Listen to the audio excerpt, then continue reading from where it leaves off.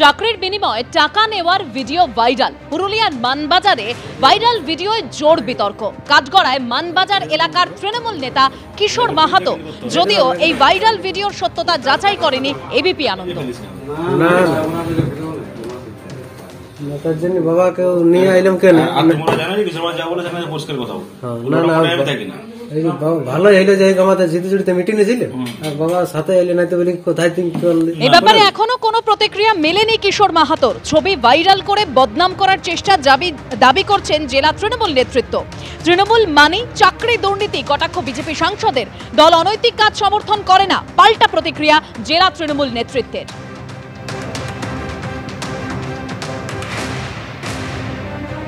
অনৈতিক কাজকে সমর্থন করে না। আজকে যে ভিডিও ভাইরাল হয়েছে অবশ্যই ভিডিও সত্যতা যাচাই করা দরকার।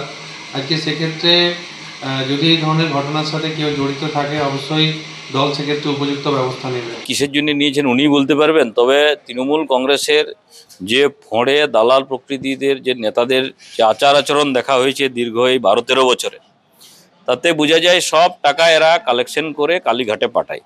এটা সঠিক তদন্ত হলে দেখবেন সেই টাকা গেছে কালীঘাটের কিছুটা অংশ, আর কিছুটা অংশ এরা ঝেড়ে দিয়েছে। পাবলিককে এইভাবেই এরা দীর্ঘদিন ধরে করে এসছে। আপনারা দেখেছেন এর আগেও যে আপনার শিক্ষার দুর্নীতি হোক কিংবা আরও অন্যান্য হোক, যেভাবে মানুষের টাকা নিয়েছে চাকরির নাম করে, যেভাবে অবৈধ ব্যবসা পাইয়ে দেওয়ার নাম করে লোকের কাছ থেকে টাকা নিয়েছে, এটা উদ্যোগের পরিণত হয়ে গেছে পশ্চিমবাংলাতে মাননীয় মমতা ব্যানার্জির নেতৃত্বে। সেজন্য এটা নতুন কিছু নেই, তিনি তো ছোট একটা পুঁটি মাছ। বিজেপির বিধায়ক ওন্দার বিজেপি বিধায়ক অমরনাথ শাখা তিনি হুঁশিয়ারি দিচ্ছেন, তিনি একেবারে ঠান্ডা করার দাওয়াই দিচ্ছেন যাদবপুর বিশ্ববিদ্যালয়কে। তিনি বলছেন যে বিজেপি এবিভিপি কে ছেড়ে দিন, আধ ঘন্টায় যাদবপুরকে ঠান্ডা করে দেব। শুনুন। একটা কলেজ আছে যাদবপুর তো এখন সারা ভারতবর্ষের একটা প্রাণ কেন্দ্র হয়ে গেছে। কারণ চোরে চোরে মাসতো ভাই তৃণমূল আর সিপিএম এক হয়ে গেছে। আজকে ওই কলেজে আজকে মমতা ব্যানার্জি এবং সিপিএম কুকনুকানি খেলছে। যাদবপুর কলেজে আজকে কুকনুকানি খেলছে। যাদবপুর কলেজকে একটা অস্থিরতার বাতাবরণ তৈরি করেছে। এত ধরনের নোংরা কাজ হয়, আর যেখানে সমর্থন করে এই বামপন্থীরা তো চোরে চোরে মাসতো ভাই। আমরাও কেন্দ্রীয় নেতৃত্ব এবং রাজ্য নেতৃত্বকে বলবো যে সমস্ত কিছু বিবেচনা করে আমাদের বিজেপির কার্যকর্তাদিকে এবিভিপির কার্যকর্তাদিকে ছেড়ে দেন। আধ ঘন্টার মধ্যে আমরা যাদবপুরকে ঠান্ডা করে দেবো। আমরা ভারতীয় জনতা পার্টি করি, আমরা কারো মুখোমুখি করি না।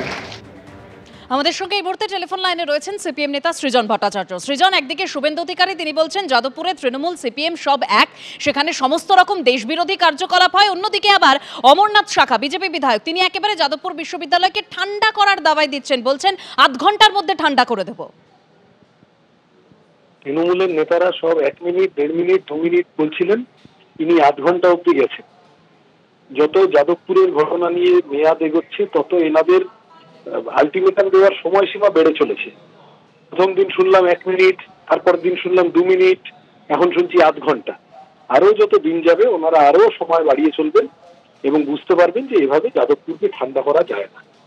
আর দ্বিতীয়ত এইসব যা বলছে সরকার পোষিত ইউনিভার্সিটি, তাহলে সেই ইউনিভার্সিটির ছাত্রদের সম্পর্কে যদি এই ধরনের অভিযোগ করা, এই ধরনের হুমকি দেওয়া হয়, তাহলে রাজ্য সরকারের উচিত এই অমরনাথ বাবু বা আরো যারা আছে এদের সবার সম্পর্কে সুমোটো এফআইআর করে এদেরকে গ্রেপ্তার করা, ঘৃণা ভাষণ হেট স্পিচ ছড়ানোর জন্য এবং হুমকি দেওয়ার জন্য।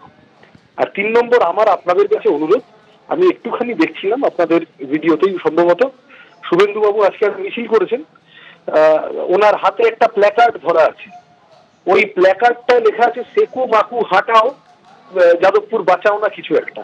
হাঁটাও মানে হচ্ছে যে পায়ে হেঁটে যাওয়া, ওটা সম্ভবত হঠাও হবে, হয় আকার ও হবে।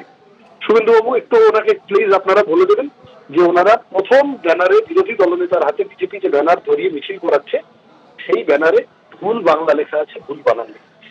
এটুকুই আমার আজকে যাদবপুরে বিজেপির মিছিল সম্পর্কে প্রতিক্রিয়া।